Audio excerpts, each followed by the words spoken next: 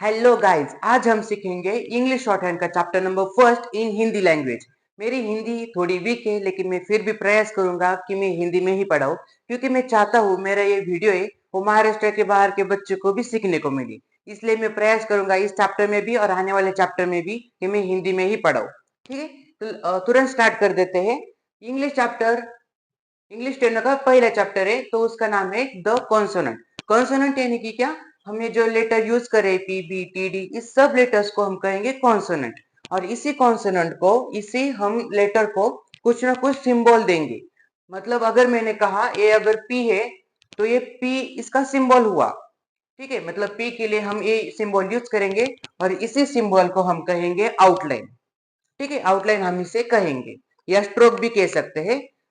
फिलहाल तो हम आउटलाइन यूज करेंगे वर्ड इसके लिए।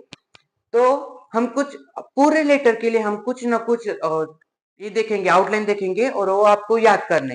अब याद करने का सही तरीका क्या है, आप रिवाइज करते रहना है। लेकिन रिवाइज कैसे करना है, लिख लिख के।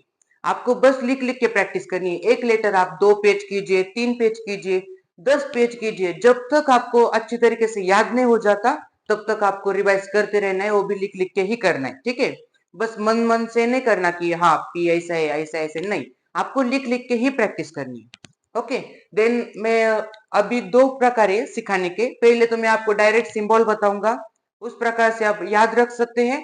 और यानी दूसरा जो प्रकार है, तो उससे मैं डायग्राम के माध्यम से आपको समझाने की कोशिश करूंगा कि कौन से आउटलाइन कौन से लेटर के लिए यूज करते हैं।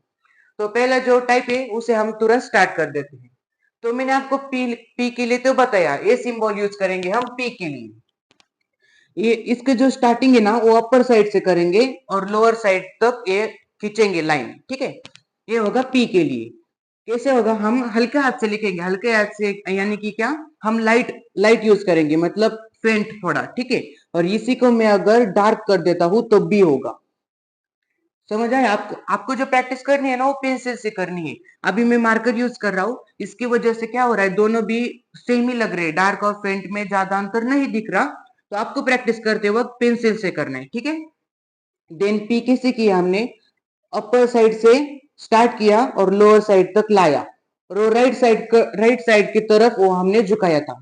ठीक है, ये था फ्रंट निकला पी के लिए। और ये यदि मैं यही डार्क कर देता हूं तो वो होता है बी के लिए।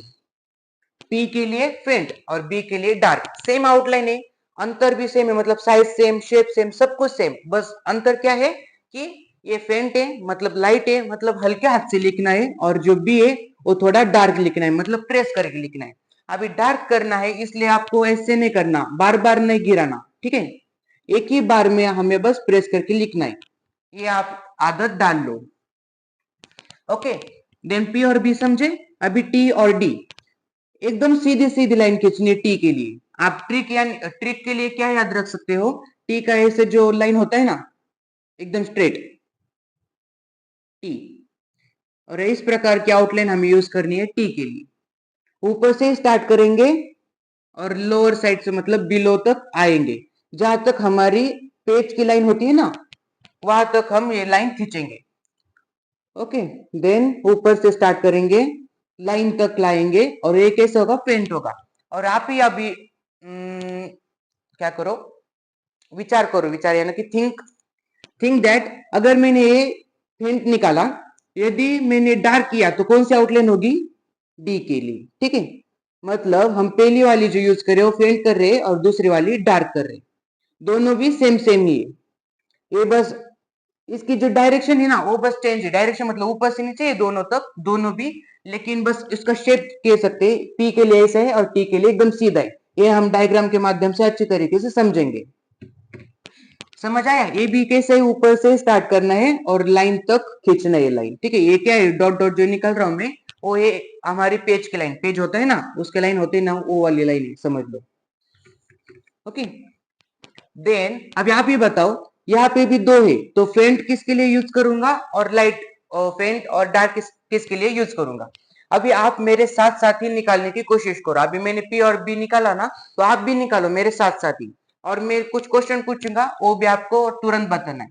तो आप बताइए, सी एच मतलब चे, च का उच्चारण होना चाहिए। ठीक है, च, और ये जो, अगर ये उच्चार हो रहा है, ये प्रोनाउंसिएशन आ रहा है, तो चे के लिए फेंट होगा या डार्क होगा?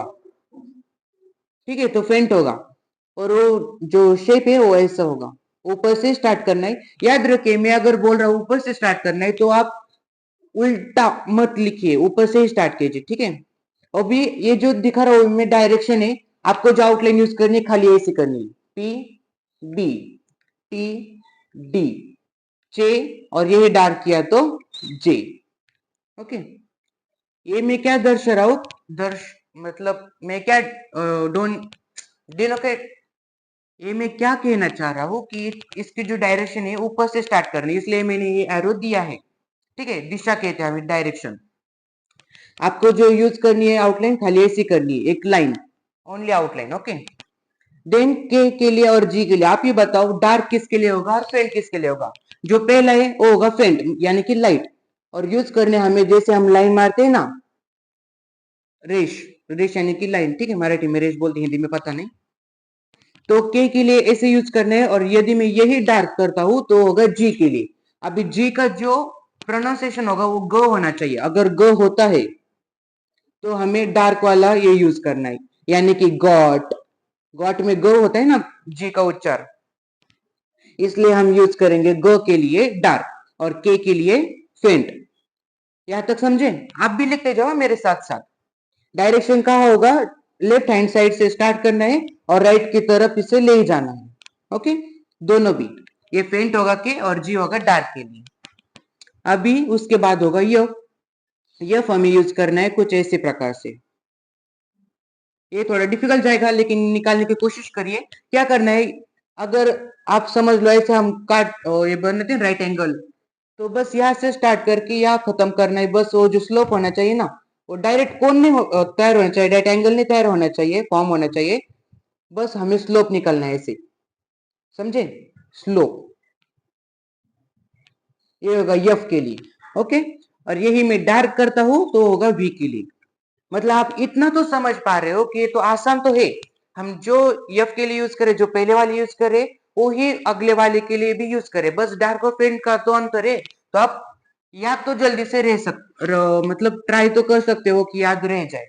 Okay, then F. यफ हम यूज करेंगे ऐसे, आउटलाइन फेंट होगी, ये डार्क होगी वी के लिए। ऊपर से स्टार्ट करेंगे अपर साइड से और थोड़ा आगे लेके जाना है स्लोप में, ये होगा यफ के लिए। ओके, एंड यही डार्क करता हूं तो होगा वी, वी के लिए।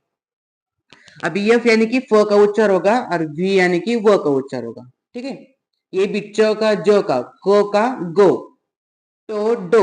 ओके, देन प ब, ऐसा मतलब पॉट, बॉल, इस तरीके से। ओके, देन टीएच और टीएच, दोनों भी टीएच टीएच ही दिए, दोनों सेम ही स्पेलिंग है, बस फर्क किसका है? प्रोनाउंसिएशन। अगर मैं थ का उच्चार करता हूं, थ का, किसका? थो, तो मैं यूज करूंगा ऐसी प्रकार के आउटलाइन जो लगभग सी जैसे ही लग रही है, सिमिलर टू सी, बट बस सी ऐसा होता है और ये ज्यादा स्लोप देना है, ज्यादा हमें कर्व ज्यादा नहीं करना। ओके, ये होगा थ का उच्चार होगा तो फेंट निकलना है, और अगर द का उच्चार होगा, उच्चार यानी कि प्रोनाउंसिएशन, ठीक है, थ होगा तो लाइट, और द का उच्चार होगा यानी कि नहीं देम, ऐसे अगर हुआ तो यही हमें डार्क निकलना है। थ का उच्चार फेंट और द का उच्चार डार्क, ऊपर से स्टार्ट करके नीचे। ए एरो, फिर से एक बात बता रहा हूं, फिर से एक बार बता रहा हूं कि आपको एरो की प्रैक्टिस नहीं करनी, बस आपको खाली आउटलाइन की प्रैक्टिस करनी है। लेकिन याद रखना है स्टार्टिंग कहां से होगी? ऊपर से ही होगी, यहां से लेफ्ट साइड से होगी, ऐसे आपको याद रखना है। ठीक है, थ का उच्चार हुआ तो फेंट, द का उच्चार हुआ तो डार्क। आप लिख लीजिए मेरे साथ साथ ही। अभी यस, जैसे हमने टीएच निकाला ना, उसका ही उल्टा कर देना है हमें यस के लिए। उल्टा यानी कि रिवर्स कर देना है, रोटेट बोलते हैं ना हम। ठीक है, समझ आया? यस के लिए कैसे होगा? इस प्रकार का। अभी ट्रिक के लिए क्या याद रख सकते हैं? टीएच जो है वो सी जैसे दिखना चाहिए, और यस और जेड जे वो डी डी जैसे लगना चाहिए, बस ये रेश ना हो। ठीक है, ऐसे आप एक ट्रिक याद रख सकते हैं। यहाँ पे सीधी लाइन खींच के याद रखिए, जैसा आपका मन हो आप ट्रिक बना लीजिए या रट रट के प्रैक्टिस कीजिए, बस याद होना चाहिए, इतना इंपॉर्टेंट है। ओके, देन यस के लिए जो यूज किया वही जेड के लिए होगा, या फर्क क्या होगा? बस ये डार्क होगा जेड। जेड यानी कि क्या, जो का उच्चार, ठीक है, ज का उच्चार। अभी एस एच के लिए हम यूज करेंगे एस एच में, यानी कि क्या, श का अगर प्रोनाउंसिएशन हो रहा है तो हम यूज करेंगे इस प्रकार की आउटलाइन। ये ऊपर से स्टार्ट होगी और क्या कहाँ आएगी, थोड़ा नीचे आके फिर आगे आएगी, मतलब इस साइड से इस साइड को। ओके, ऐसे आपको बार बार प्रैक्टिस करनी है, फिर अच्छी तरीके से आएगा। और यही मैं डार्क करता हूं तो होगा Z H. Okay, S H के लिए मतलब शो, शो का उच्चार होगा, यानी कि ईश, शाउट, इसमें श का उच्चार हो रहा है ना, तो इसके लिए हम यूज करेंगे फेंट आउटलाइन। और जेड एच यानी कि जो, इसका अगर प्रोनाउंसिएशन हो रहा है तो एस एच के लिए जो यूज किया वही हम करेंगे डार्क। बस यहाँ तक एक बार और रिवाइज कर देता हूँ, यानी कि आपको क्या होगा, ये अच्छे तरीके से याद हो जाएगा। और मैं अब फिर बार एक बता रहा हूँ ना, एक और बार आप भी लिख लेना, जितने बार लिखोगे उतने बार अच्छे तरीके से आपको हो जाएगा रिवाइज। ओके, देखिए, कॉन्सोनेंट यानी कि क्या, जो हम लेटर यूज करेंगे उसे कहेंगे कॉन्सोनेंट। इसके लिए हम सिंबल यूज करें, उस सिंबल को क्या कह रहे हैं, हम आउटलाइन कह रहे हैं। तो हर एक लेटर के लिए आउटलाइन यूज कर रहे हैं। तो पहला जो लेटर था पी और बी, इसके लिए हमने कैसे आउटलाइन यूज की, पी के लिए स्ट्रेट स्ट्रेट है, ठीक है, ये थोड़ा भी टेढ़ा मेढ़ा नहीं है, एकदम स्ट्रेट है, ये होगा फेंट। पी के लिए ऊपर से स्टार्ट करना है और बिलो साइड तक ले जाना है। बी के लिए वही हम डार्क करेंगे। टी के लिए कैसा है, एकदम स्ट्रेट लाइन है, जैसे हम परपेंडिकुलर निकालते हैं ना, परपेंडिकुलर, वैसे हमें यूज करनी है टी के लिए परपेंडिकुलर, यानी कि क्या, हम 90 डिग्री बनाने के लिए जो लाइन खींचते हैं ना, हॉरिजॉन्टल लाइन को, उसे हम कहेंगे परपेंडिकुलर। तो इतनी सीधी लाइन होगी टी के लिए। ओके, देन डी के लिए क्या होगा, वही आउटलाइन सेम टी जैसी डार्क करना है। जे और जे के लिए क्या होगा, ऊपर से स्टार्ट करना है और बिलो साइड तक, मतलब लाइन जहां तक है ना हमारी पेज की, वहां तक हमें लाइन खींचनी है। जे के लिए होगा फेंट आउटलाइन, जे के लिए होगा डार्क आउटलाइन। आप बताइए, के लिए फेंट है या जी के लिए फेंट है, के लिए ना, तो के लिए फेंट और जी के लिए डार्क। और डायरेक्शन क्या होगी, लेफ्ट हैंड साइड से हमें राइट हैंड साइड तक ये लाइन खींचनी है। Okay, then F and V के लिए स्लोप बनाना है, ठीक है, और ऊपर से स्टार्ट करके यहाँ तक लाना है। ओके, ये होगा फेंट और ये होगा डार्क। आप पेंसिल से प्रैक्टिस कीजिए, बाद में आप पेन से प्रैक्टिस किया तो भी चलेगा, लेकिन स्टार्टिंग को पेंसिल ही यूज करना। देन ये वाला टीएच और ये वाला टीएच, फर्क क्या है, इसका उच्चार क्या होगा, प्रोनाउंसिएशन थो, और इसका होगा दो। ये हमें थो का उच्चार होगा तो पेंट निकालना है, जैसे कि हम सी निकालते हैं, थोड़ा अच्छे से निकालता हूं। ओके, टीएच होगा थो फेंट और दो होगा डार्क। यहाँ तक क्लियर। अभी यस के लिए टीएच का उल्टा निकालना है, मतलब रोटेट करना है, थोड़क्यात थोड़क्यात मतलब रोटेट करना है, बस रोटेट करना है। ओके, ये होगा टीएच के लिए, और उसको अगर रोटेट किया तो होगा यस। यस यानी कि स का उच्चार होगा, तो उच्चार मुझे याद नहीं हिंदी वर्ड है या मराठी, लेकिन उच्चार यानी कि प्रोनाउंसिएशन। ओके, देन जेड के लिए यही यस हमें करना है डार्क। ओके, डार्क यानी कि हमें बस प्रेस करके लिखना है, बार बार हमें ऐसा करना नहीं है, एक ही बार बस प्रेस करके लिखना है, यही करेक्ट आंसर है, ठीक है। देन ये सेच, अगर श का उच्चार होगा तो इस प्रकार की आउटलाइन निकलनी है फेंट, अपर साइड से हमें करना है स्टार्ट, और यही मैंने डार्क किया तो होगा जेड एच। ओके, यहां तक कोई डाउट ना हो, अगर होगा तो आप कमेंट में पूछ लेना, मैं आपको रिप्लाई दूंगा अगर मुझे टाइम मिलता है तो। ओके, देन अभी यम के लिए हम सीखेंगे। अभी आप याद करिए, आप जब बचपन में डायग्राम निकालते थे, डायग्राम यानी कि क्या, आप डायग्राम को आपका प्रो थे, आप ऐसे ही निकालते ना, आंखें निकाल के, एक अगर सैड मुंह बनाना हो तो आप ऐसे बना देते, राइट। तो यही यूज करना है हमें बड़े होके भी, मतलब यम के लिए। ओके, कैसा है यम, जैसे कि सैड मुंह बनाते हैं ना हम, वैसे प्रकार के हमें यम के लिए यूज करना है। लेफ्ट हैंड साइड से स्टार्ट करके राइट हैंड साइड तक ले जाना है। अब याद रखिए, जो स्टार्टिंग का पॉइंट है ये, और ये लास्ट पॉइंट है ये एक ही लाइन में होना चाहिए, ठीक है, ये ऊपर नीचे नहीं होना चाहिए, एक ही लाइन में। ऊपर नीचे नहीं होना चाहिए, एक ही लाइन में होना चाहिए, सेम लाइन में। ओके, समझ आया यम। और ये होगा सैड, और अगर आपको खुश करना है तो आप कैसे निकालते थे, ऐसा। तो यही आपको यन के लिए यूज करना है। ओके, फिर एक बार बताता हूँ, एरो आपको निकालना नहीं है, क्योंकि मैं बहुत बार देख चुका हूँ, जो आप प्रैक्टिस करते हो ना, या आपको समझ में आता है कि पूरा ऐसा जो आउटलाइन ना, वो यन के लिए है, यन के लिए बस इतना ही है, इतना। ओके,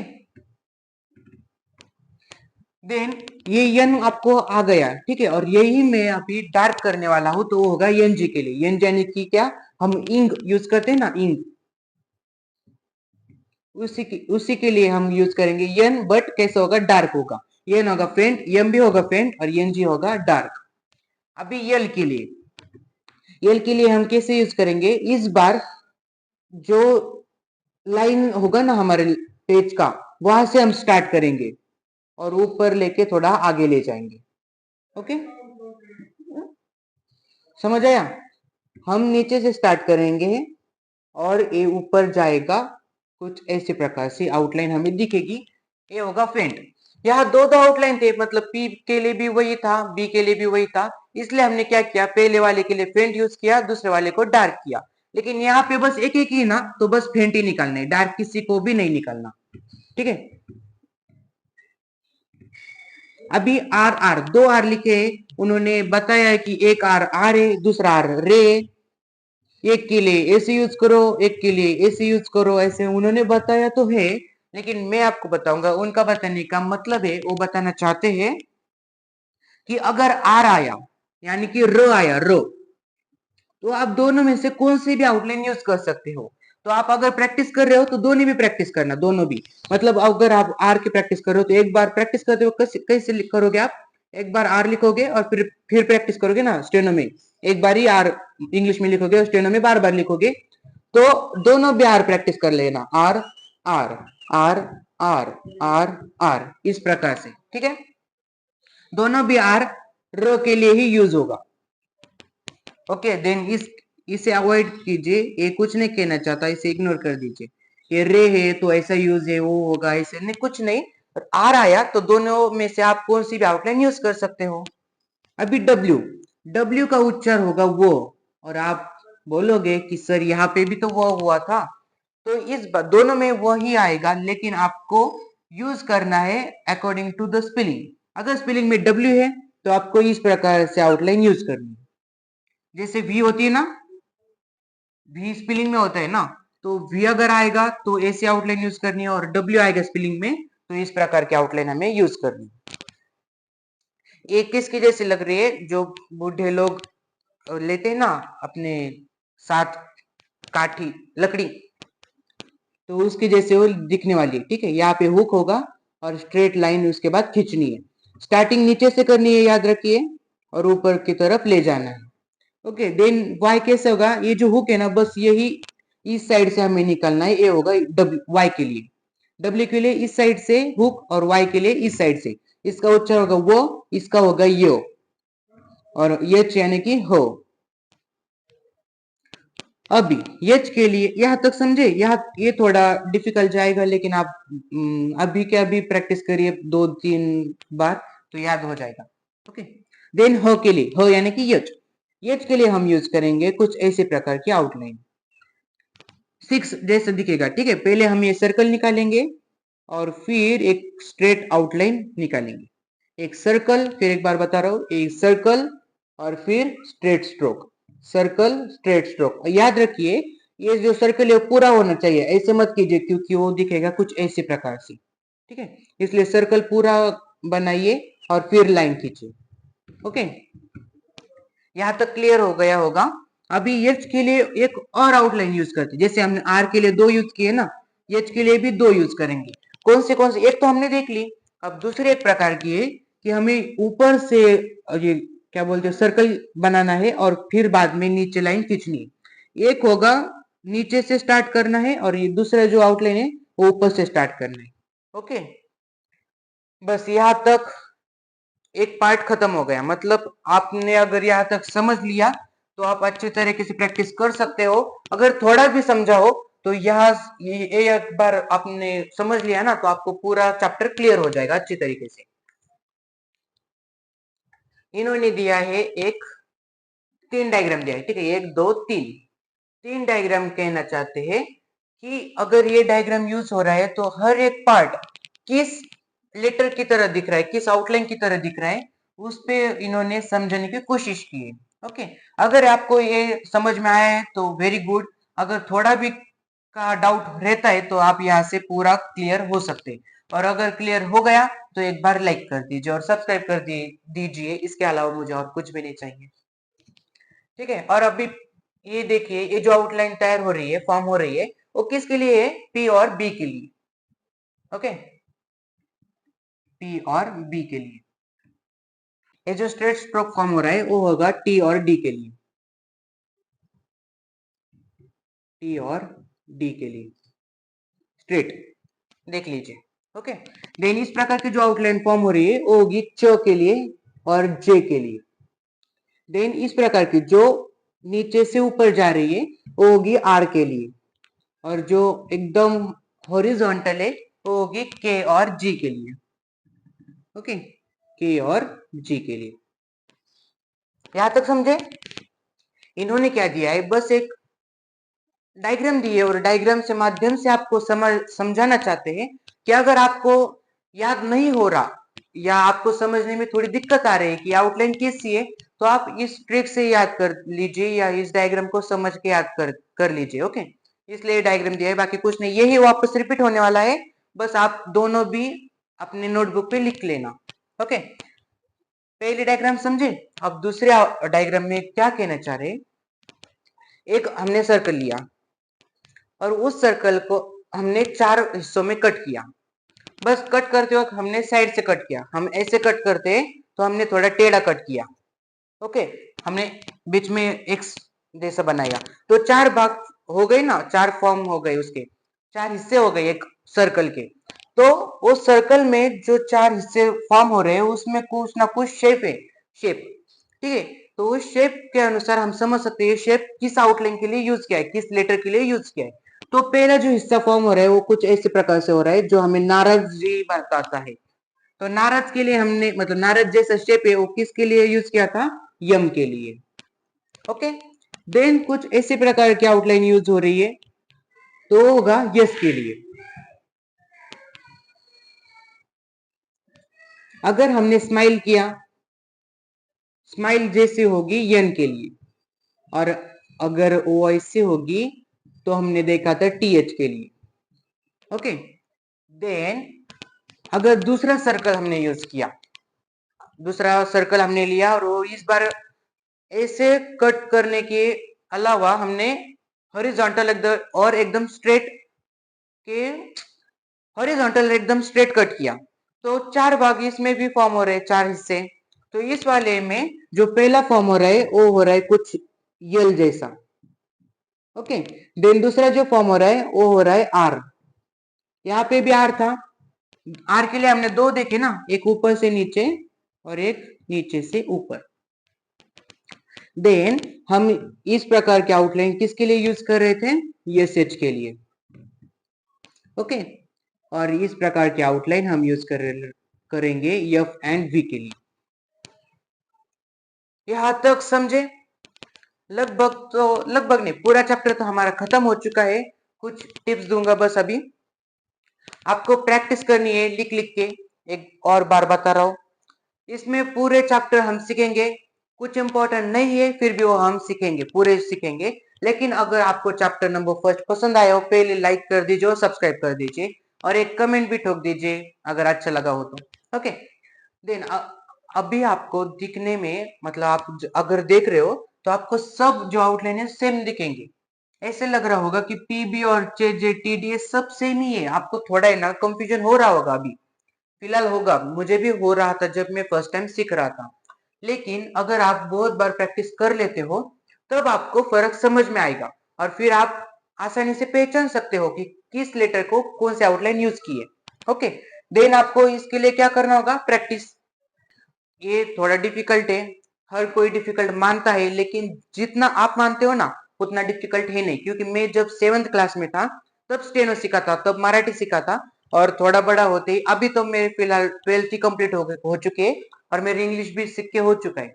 ओके, प्रैक्टिस कितना करते हो उस पर डिपेंड होगा कि आपको ये आएगा या नहीं आएगा। मेरा ओपिनियन तो ऐसा है कि पहले जो स्टार्टिंग का फेज होता है ना उस पे बहुत डिफिकल्ट लगता है स्टेनो, और वही फेज होता है जो 90% स्टूडेंट है ना वहां पे ही छोड़ देते हैं। प्रैक्टिस करते रहिए, आसान लगने लग जाएगा, ठीक है, बाद में। और अगर प्रैक्टिस नहीं कर रहे हो तो आपको डिफिकल्ट लगेगा और आप शायद छोड़ भी दोगे, तो छोड़ भी देना अगर आप प्रैक्टिस नहीं कर रहे हो। अगर करना चाहते हो तो बहुत मेहनत करना और आसानी से आप ये जॉब हासिल कर सकते हो, अगर आपको अच्छा तरीके से स्टेनो सीखने को मिले। यही था पहला चैप्टर। अगले चैप्टर में हम कुछ अलग सीखेंगे, और उसी चैप्टर में इसका थोड़ा सा हिस्सा मैं पढ़ाऊंगा, ठीक है, क्योंकि अभी के लिए बस इतना ही। दूसरे चैप्टर में इतने तो सर एक पार्ट रह चुका है पहले चैप्टर का, वो दूसरे चैप्टर में पढ़ाऊंगा। ओके, देन आप स्क्रीनशॉट एक बार खींच लेना, मैं साइड हो जाता हूँ और अच्छी तरीके से प्रैक्टिस करना। ओके, देन मिलते हैं नेक्स्ट चैप्टर में हिंदी लैंग्वेज में ही। अगर आपको मेरी हिंदी पसंद आई हो तो एक बार लाइक कर लीजिए। मैंने ये वीडियो दूसरी बार बनाई, ठीक है, पहली बार थोड़ी हिंदी कुछ ज्यादा ही गलत हो रही थी, अभी थोड़ी अच्छी हो चुकी है तो इसलिए मैंने पहले जो वीडियो था वो कट कर दिया है और फिर से एक बार रिकॉर्ड करके आपको इस बार तो अच्छा लग रहा है इसलिए ये सेंड कर दूंगा। ओके, देन दूसरा चैप्टर, सेकेंड चैप्टर के लिए वेट कर लीजिए थोड़ा सा, क्योंकि पता नहीं वो भी कितने बार रिकॉर्ड करना होगा। अगर अच्छे तरीके से होता है तो तुरंत भेज दूंगा। इसमें अगर कोई डाउट हो तो आप पूछ लेना, और नहीं हो तो अगले चैप्टर के लिए जंप कर दीजिए। Okay, bye.